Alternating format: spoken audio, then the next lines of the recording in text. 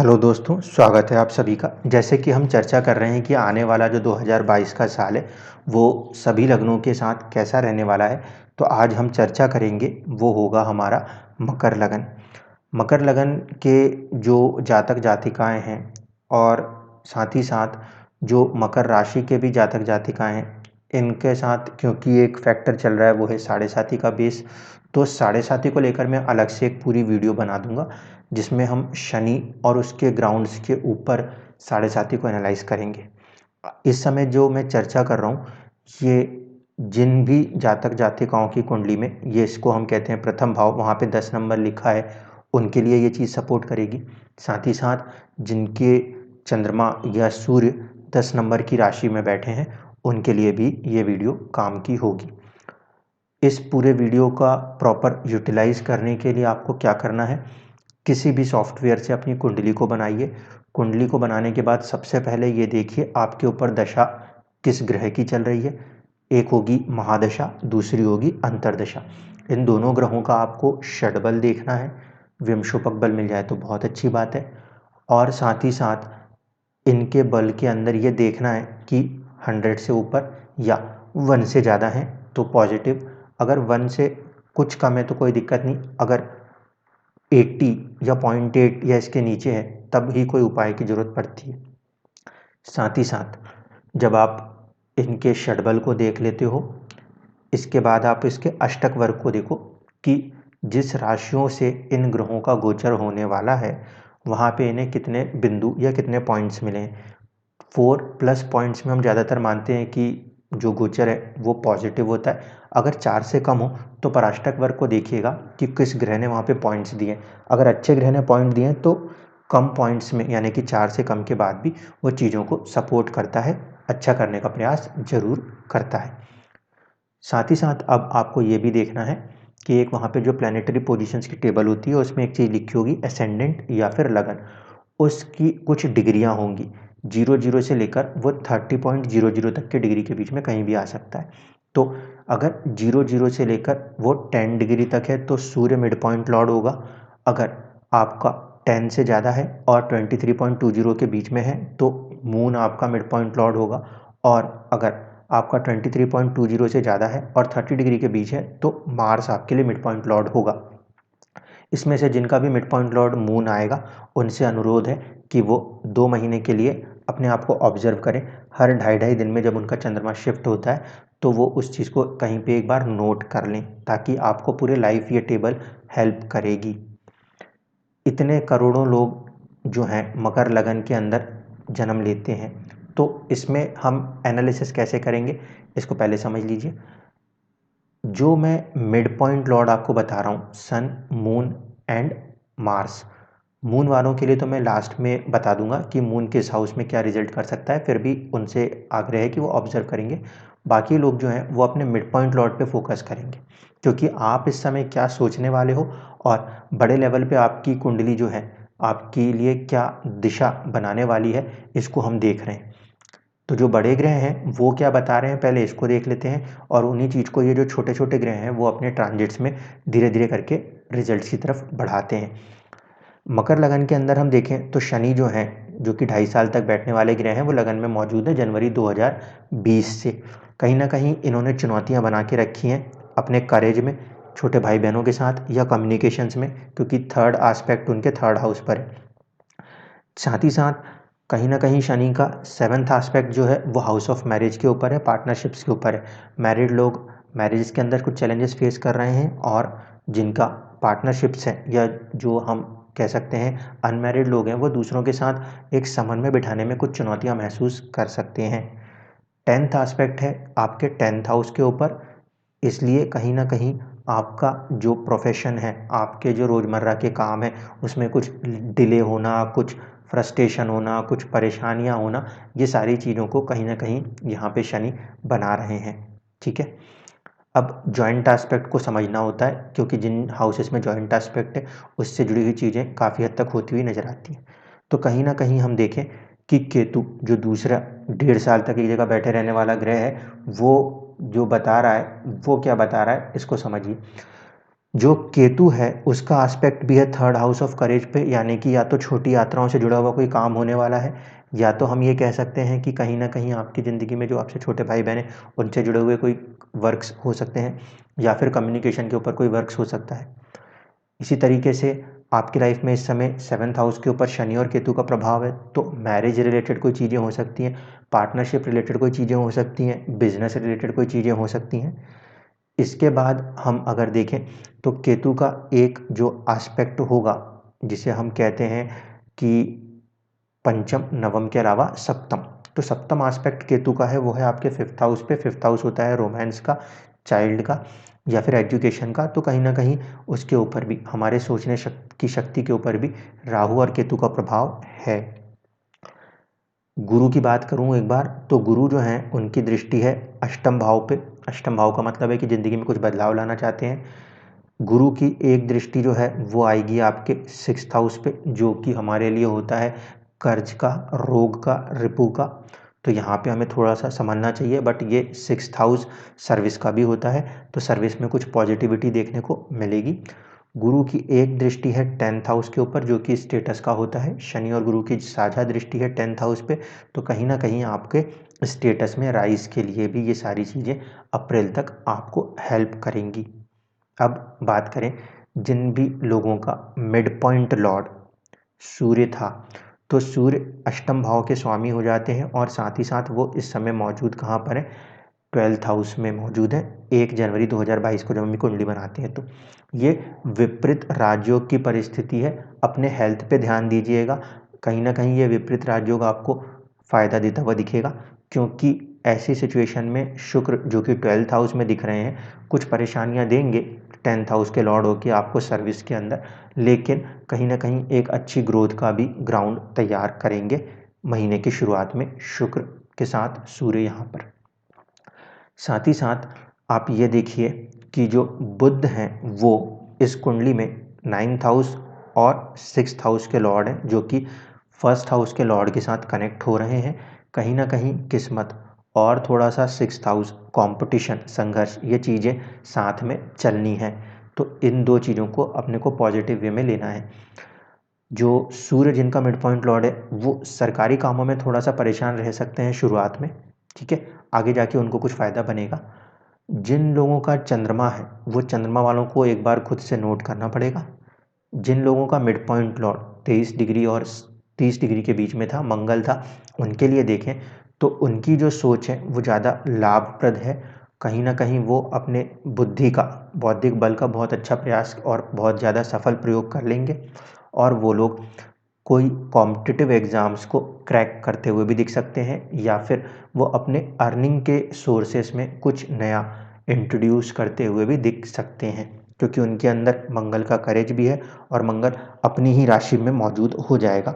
अभी थोड़ा सा वहाँ पे परेशानी चल रही होगी क्योंकि केतु को उन्हें क्रॉस करना है दिसंबर में। जब ये केतु को क्रॉस कर लेंगे इसके बाद इनका जो थॉट प्रोसेस है वो काफ़ी पॉजिटिव होगा और कहीं ना कहीं गेन्स को बनाने में सक्षम होगा। साथ ही साथ इस बात को ध्यान रखिए कि जो सभी लोग होंगे 10 नंबर के जातक जातिकाएं, उनके लिए बुध इस समय एक दिशा बली ग्रह की तरह काम करेंगे, क्योंकि बुध को लगन में दिशा बल मिल जाता है। तो कहीं ना कहीं सिक्स्थ हाउस हेल्थ, उसको ध्यान रखना है।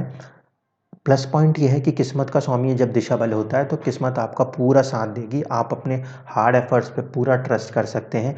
कहीं ना कहीं बुध का यहाँ बैठना आपकी किस्मत को पूरा सपोर्ट कर रहा है। किस्मत की कुंडली में हम चल रहे हैं तो हम देख रहे हैं कि शुक्र वर्गोत्तम हो रहे हैं और मंगल का उन्हें साथ मिल रहा है। कहीं ना कहीं हम यहाँ पे ये कह सकते हैं कि जो इनिशियल शुरुआती पीरियड है 2022 का, जनवरी का, उसमें आपको शुक्र यानी कि प्रोफेशन के अंदर विदेश से जुड़े हुए काम है या मेडिसिन से जुड़े हुए काम है, ऐसे में बहुत ज़्यादा प्रोग्रेस देखने को मिल सकती है। फूड इंडस्ट्रीज़ के भी कुछ चीज़ों में आपको प्रोग्रेस देखने को मिल सकती है। बुध का जो कॉम्बिनेशन है किस्मत में वो सेकंड हाउस यानी कि सेविंग्स की तरफ है, तो कुछ ऐसी चीज़ें हो सकती हैं जिससे कि आपकी सेविंग्स बढ़ जाए। गुरु जो हैं वो शुरुआत में किस्मत में 11th हाउस के साथ कनेक्ट होंगे, और गुरु क्योंकि इस कुंडली में स्वामित्व रखते हैं 12th हाउस का, उनका 11th से कनेक्ट होना मतलब कुछ हद तक आपको कुछ खर्चे आपके अर्निंग्स में से होते हुए दिखाई देंगे। सूर्य और केतु जो है शुरुआत में वो अष्टम भाव के साथ जुड़े हुए हैं, इसलिए थोड़ा सा हम यहाँ पे इस चीज़ को देखें कि 12th हाउस और 8th हाउस के बीच में एक लिंक है, इसलिए अनसर्टेनिटी शुरुआत में रह सकती है और अनसर्टेनिटी के कारण कुछ लाभ भी हो सकते हैं। शनि जो है वो किस्मत की कुंडली में 6th हाउस में कहीं ना कहीं कनेक्ट हो रहे हैं, जो कि कॉम्पिटिशन्स को निकालने में किस्मत का भी पूरा हेल्प आपको देंगे। तो ये चीज़ होगी आपके लिए जनवरी के महीने के अंदर।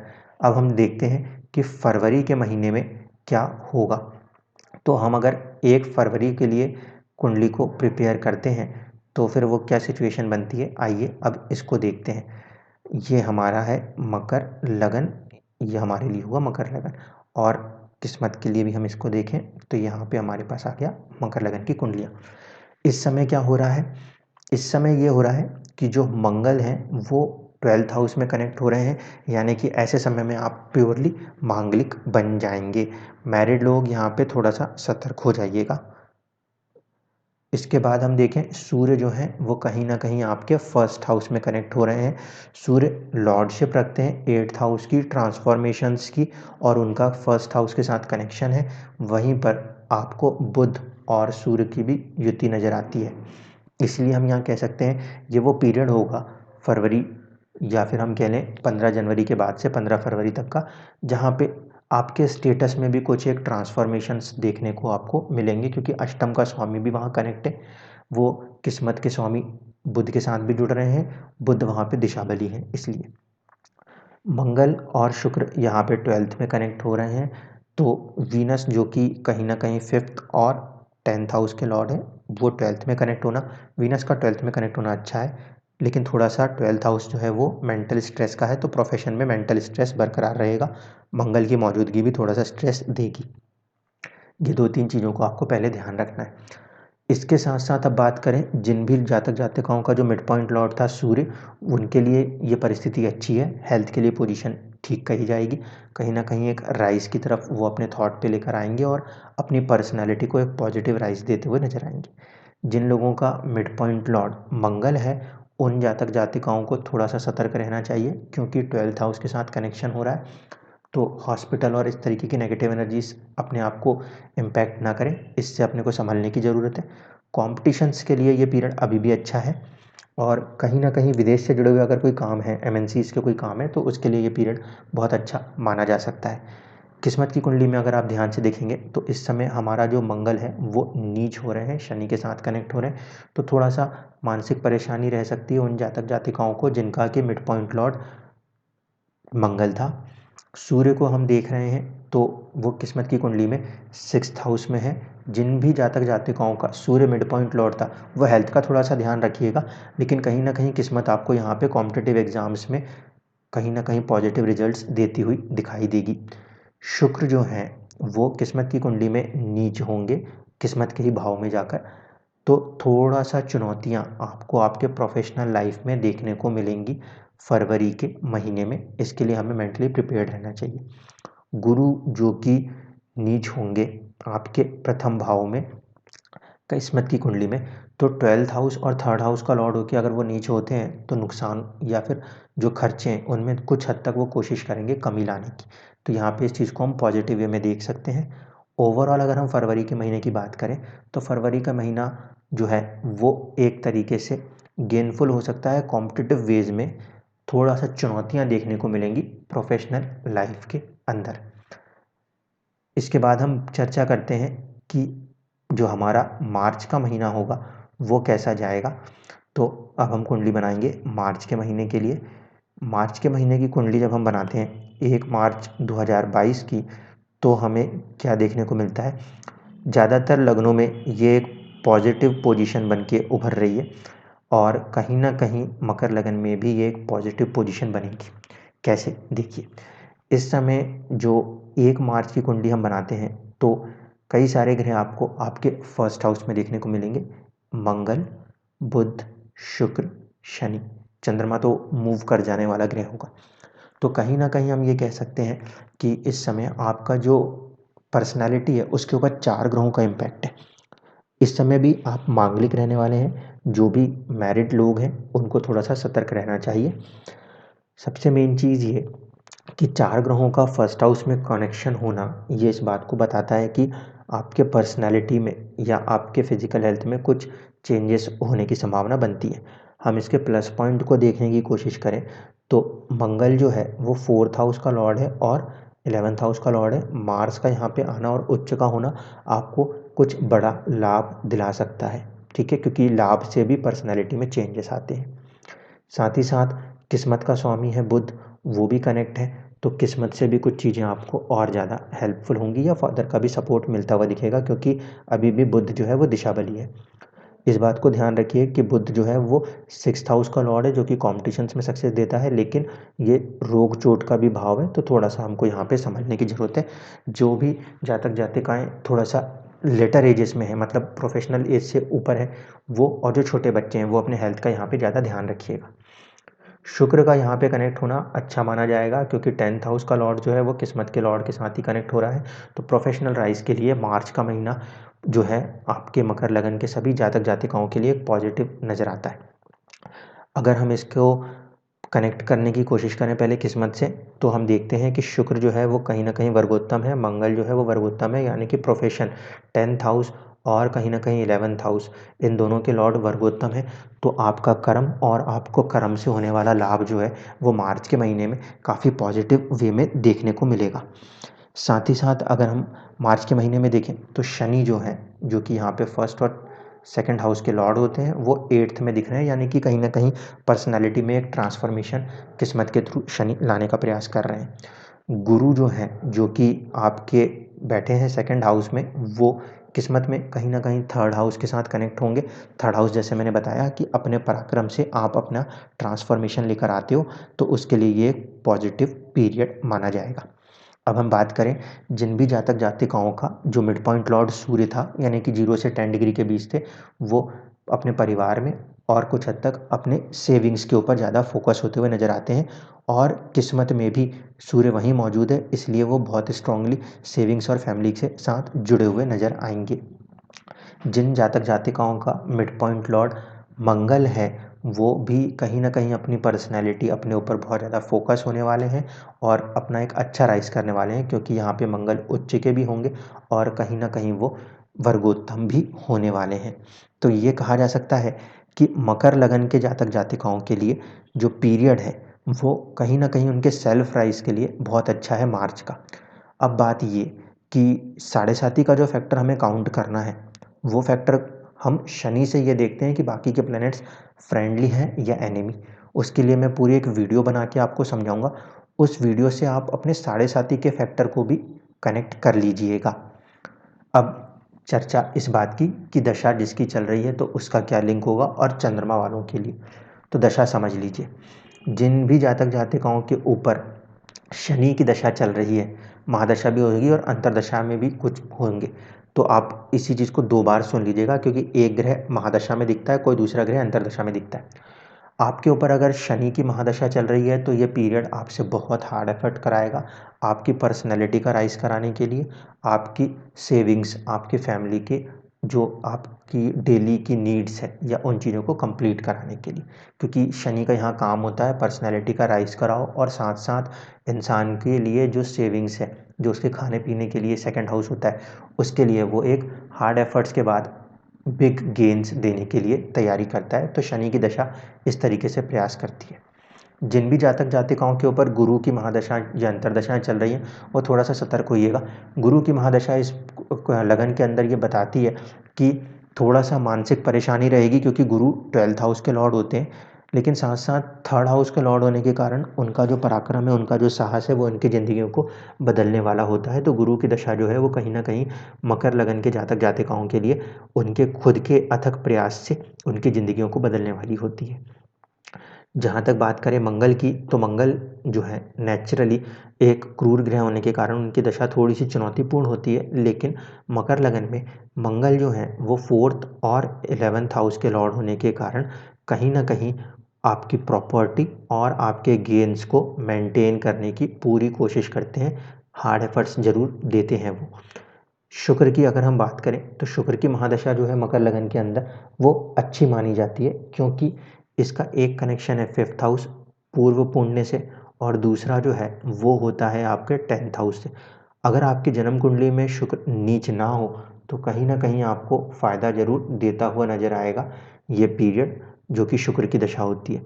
अगर आपकी कुंडली में बुध की दशा चल रही है तो वो थोड़ा सा संघर्ष कराएगी, और संघर्ष कराने के बाद कहीं पर आपको जाके एक अच्छी किस्मत का लाभ देखने को मिलता है।